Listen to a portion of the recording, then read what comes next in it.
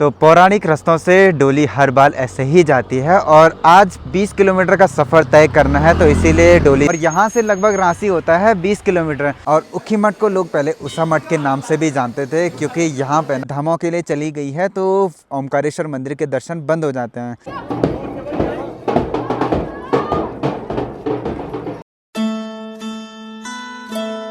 पिछले व्लॉग में सभी लोगों का प्यार देख के ना हम सबको अच्छा लगा, हमारी पूरी फैमिली को अच्छा लगा, और सबका इतना प्यार देख के ना, इतने कमेंट पढ़ के सबका दिल से धन्यवाद देना चाहूँगा। इसके बारे में हम अगले व्लॉग में बात करेंगे, जब हमारा नया व्लॉग आएगा तो उसके बारे में सबके कमेंट पढ़ेंगे, सबका रिस्पॉन्स करेंगे। फिलहाल अभी हमारे एक और नए दिन की शुरुआत हो गई है, एक और नए व्लॉग की करते हैं शुरुआत। मेरा नाम है मयंक नेगी, स्वागत करता हूँ आपका देवभूमि उत्तराखंड के इन खूबसूरत पहाड़ों से।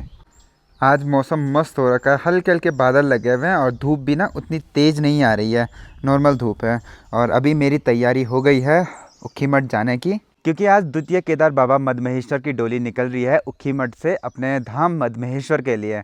तो 21 तारीख को उनके कपाट विधिवत रूप से सभी श्रद्धालुओं के लिए खोल दिए जाएंगे। तो अगर आप भी इस साल प्लान कर रहे हैं मदमहेश्वर जाने का तो आप भी जा सकते हैं, दर्शन कर सकते हैं। फिलहाल हम लोग भी निकलते हैं, तो आपको भी दिखाते हैं कि कैसे बाबा की डोली को लेके जाया जाता है उखी मठ से मदमहेश्वर की ओर।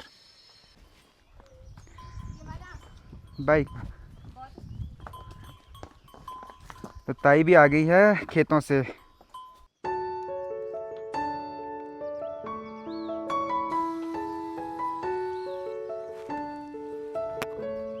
चलो, आज के सफ़र का साथी है मेरा सचिन, तो ये भी थोड़ा मार्केट जा रहा है, तो सोचा दोनों साथ में ही चलते हैं। तो चलिए भाई निकलते हैं अभी। और यहाँ से ना उखी मठ है 15 किलोमीटर, तो अभी पहले हम उखी मठ जाएंगे और डोली देखेंगे कहाँ तक पहुँची है। और आजकल यात्रा का टाइम है, लेकिन उतनी गाड़ियाँ हैं नहीं गांव में, क्योंकि यात्रा थोड़ी सी कम चल रही है इस बार। कुछ इफ़ेक्ट यात्रा पे कुंभ का पड़ा, क्योंकि काफ़ी लोग कुंभ में चले गए थे, तो थोड़ा बहुत इफ़ेक्ट उसका पड़ा, और कुछ पहलगाम अटैक का। यात्रा का प्रभाव ना इस रोड पे साफ दिखाई दे रहा है कि किस तरह से यात्रा इफेक्ट हुई इस टाइम पे। बिल्कुल गाड़ियाँ बहुत कम दिखाई दे रही हैं, जैसी दिखनी चाहिए थी उस तरीके से दिख नहीं रही हैं गाड़ियाँ। और यात्रा के पर्पज़ के लिए इस रोड को इतना अच्छा बनाया गया था, हाईवे पूरा, जिससे यात्रियों को ना बिल्कुल दिक्कत नहीं आए। लेकिन इस पर तो गाड़ियाँ ही नहीं चल रही हैं ज़्यादा।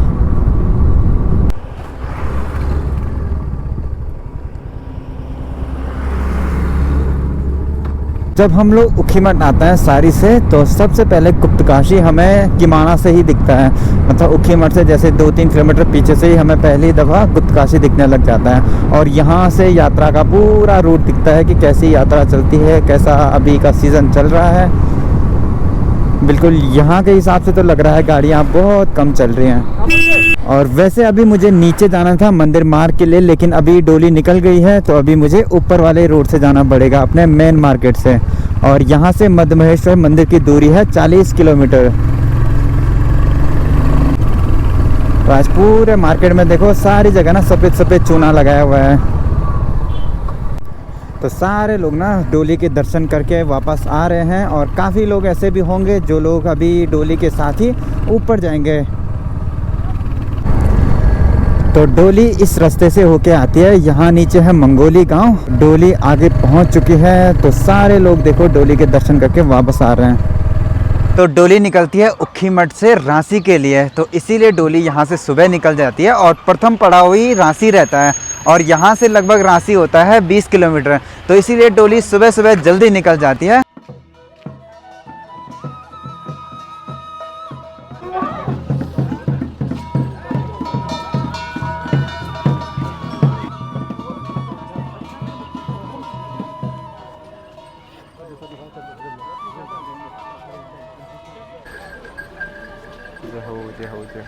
ये माता भी सजा जाएगा। बाबा की डोली उखी मठ ओमकारेश्वर मंदिर से निकलती है, पहले मंगोली, फापंज, पंसूना और वहाँ से होके रांसी गांव तक पहुँचती है। और पहला पड़ाव ही रांसी गांव में होता है, तो उसके बाद दूसरा पड़ाव होता है गोंडार में, और तीसरा सीधे मदमहेश्वर में जाके कपाट खुल जाते हैं। और जैसे केदारनाथ बाबा की डोली के साथ रावल जी घोड़े पे चलते हैं, वैसे ही मदमहेश्वर बाबा के साथ भी रावल जी घोड़े पे चलते हैं। पंच केदारों में से 2 केदार केदारनाथ और मदमेश्वर में बाबा की पूजा रावल महाराज ही करते हैं और इनके साथ ये हमेशा चलते रहते हैं। 6 महीने जब बाबा की पूजा उनके गद्दी स्थल उखीमठ में होती है वहाँ भी रावल ही पूजा करते हैं, और जब बाबा के धाम में होती है वहाँ भी रावल ही पूजा करते हैं। तो इसीलिए इन दोनों धामों पर बाबा के साथ रावल जी ऊपर नीचे चलते रहते हैं। और हर गाँव में ऐसी जलपान की व्यवस्था सभी श्रद्धालुओं के लिए करी हुई रहती है। और बाबा की डोली के साथ सारे रास्ते से वाद्य यंत्र ढोल दमाऊ चलते रहते हैं। और अभी इस यात्रा में उतनी भीड़ नहीं होती है, लेकिन काफ़ी टाइम बाद लगता है कि इस यात्रा में भी जैसी केदारनाथ में भीड़ होती है वैसी ही भीड़ होने वाली है। और जिस रास्ते से भगवान की डोली गुजरती है ना, वहाँ पे बच्चे देखो ऐसे स्वागत करते हैं।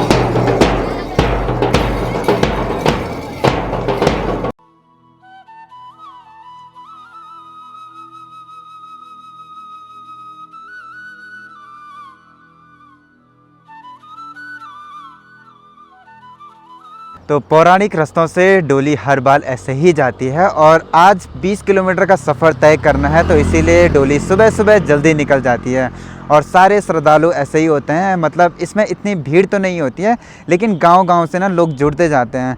अब जैसे 2 किलोमीटर तक पाली वाले फापन तक भेजने जाते हैं, फिर फापन वाले मनसूना तक और मनसूना वाले रांची तक, तो ऐसे ही ये आगे बढ़ते जाता है और बाबा के साथ हर समय श्रद्धालु चलते रहते हैं।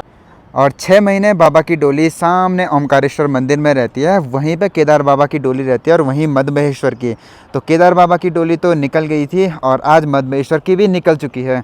तो केदारनाथ इस साइड पड़ता है और मदमहेश्वर इस साइड पड़ता है, तो दोनों विपरीत दिशाओं में हैं, लेकिन जैसे ही जब 6 महीने पूरे होते हैं दोनों ओमकारेश्वर मंदिर में आ जाते हैं।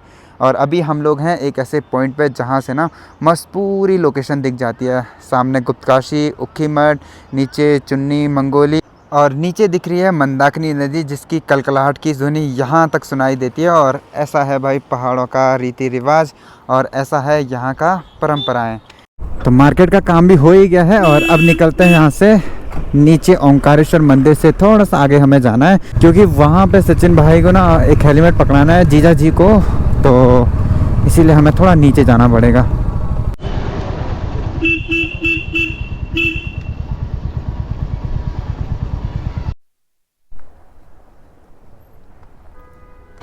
Hello hello hello hello hello, ओ मामा, हेलो मामा जी, हेलो बाय बाय, टाटा, ओ मामा टाटा। तो काम सिर्फ यही था कि एक हेलमेट ना वहाँ जीजा जी को देना था, क्योंकि वो लोग जा रहे हैं नीचे श्रीनगर के लिए दवाई के लिए, और पहाड़ों में ये चीज़ बहुत भयंकर हो जाती है। मतलब छोटी सी बीमारियों के लिए इतनी दूर दूर 100 किलोमीटर नीचे जाना पड़ता है। तो अभी वो लोग वहीं जा रहे हैं। बाकी अब हम लोग निकलते हैं थोड़ा सा ओमकारेश्वर मंदिर के लिए, क्योंकि वहाँ पे भी थोड़ा सा दर्शन कर लेते हैं और उसके बाद निकलेंगे घर के लिए। तो ये जाता है सीधा हाईवे बद्रीनाथ के लिए और यहाँ से हम ऊपर जाएंगे ओमकारेश्वर मंदिर के लिए।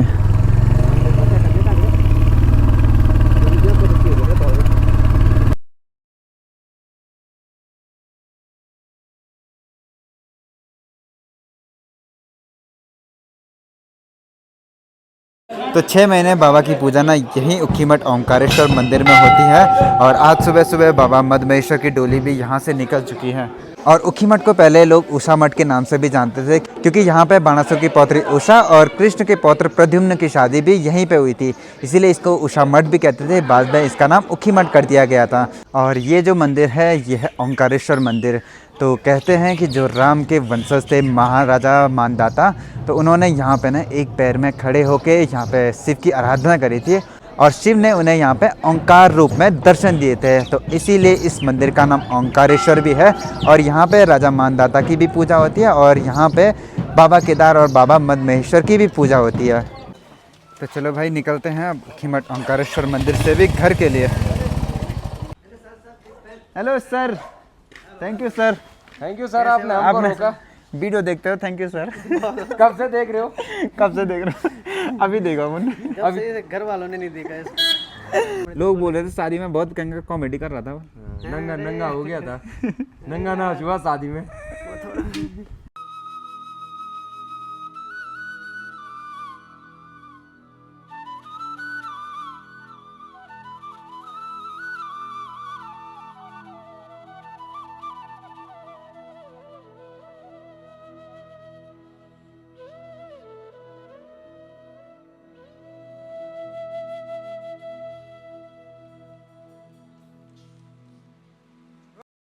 और ऐसा नहीं है कि अब केदार बाबा की डोली और मदमेश्वर बाबा की डोली अपने धामों के लिए चली गई है तो ओमकारेश्वर मंदिर के दर्शन बंद हो जाते हैं।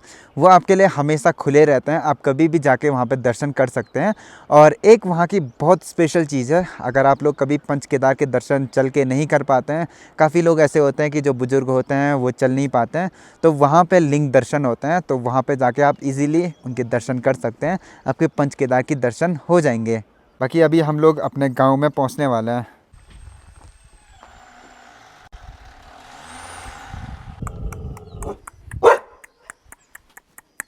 ले ले ले।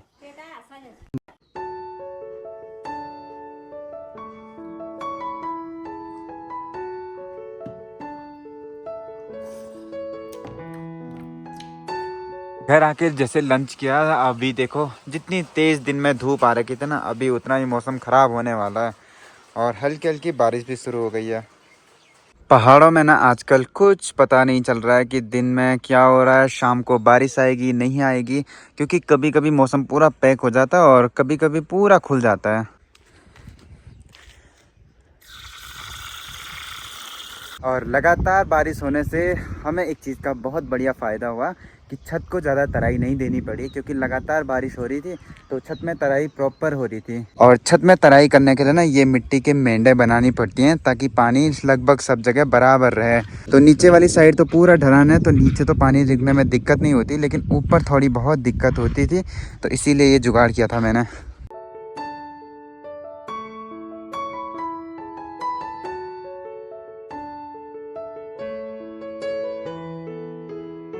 और लगभग 5 से 7 दिनों में ये सेटरिंग भी खुल जाएगी।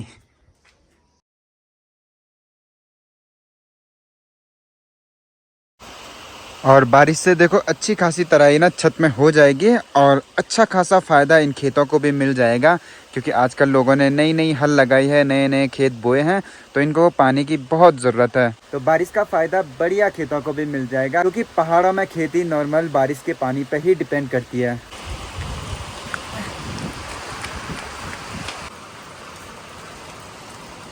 पापा भी आ गए हैं। हेलो पापा। हाय। पर पापा ने मम्मी ने पापा के लिए क्या बनाई है? ये ब्रेड ऑमलेट। ऑमलेट का ऑमलेट क्या कर दी मार दो यहाँ देखो ये क्या बना रखा है ये। सवेरे से ठंड तवा लगा। अरे तो ठंड तो ये मन लड़ गई ना, लड़ गई। लाइट से क्या मतलब? इंडक्शन में मार दी मम्मी को। अच्छा इंडक्शन में बना देते। ना कर देख कैमरा कॉल। अंडा ऐसा बना, गलती किसकी है? हाँ? माँ की गलती नहीं है, अंडे की गलती है बाबा। अंडा खराब था ये अंडा खराब था, ये माँ ऐसे कर ही नहीं सकती है। पापा ना वाला अंडा खराब जो एक फेल हो गया था, दूसरा अब बनाया मम्मी ने सही वाला। अब कैसे बना सही? वो मैंने बनाया था मैंने। वो बोल पापा ने। मेरे को नहीं आया बना। ठीक है इसमें डाल दे। तभी अपना डिनर भी हो गया है और अभी करते हैं सोने की तैयारियां। बाकी ऐसा था कुछ आज का दिन। और इस बार अगर आप सोच रहे हैं कि मुझे कहीं की इस बार उत्तराखंड में यात्रा करनी चाहिए, तो या आउट ऑफ उत्तराखंड कहीं भी आप सजेस्ट कर सकते हैं, क्योंकि बरसात के टाइम पे ना, मतलब जुलाई मिड के बाद अगस्त सितंबर मिड तक मेरे पास टाइम रहता है। उस टाइम अगर बजट बना तो शायद मैं कहीं घूम सकता हूँ, तो आप लोग सजेस्ट कर सकते हैं वो चीज़ें। बट फ्यूचर में क्या हो सकता है, बाय द वे ऐसा हो कि काम की वजह से मैं जा नहीं पाया, लेकिन मतलब प्लान तो है, लेकिन सजेशन अगर मिल जाए तो ज़रूर करेंगे उस पर काम। बाकी करते हैं आज के इस ब्लॉग को यहीं पे एंड, फिर मिलते हैं आपसे नए ब्लॉग में नए दिन के साथ। तब तक के लिए शुभ रात्रि।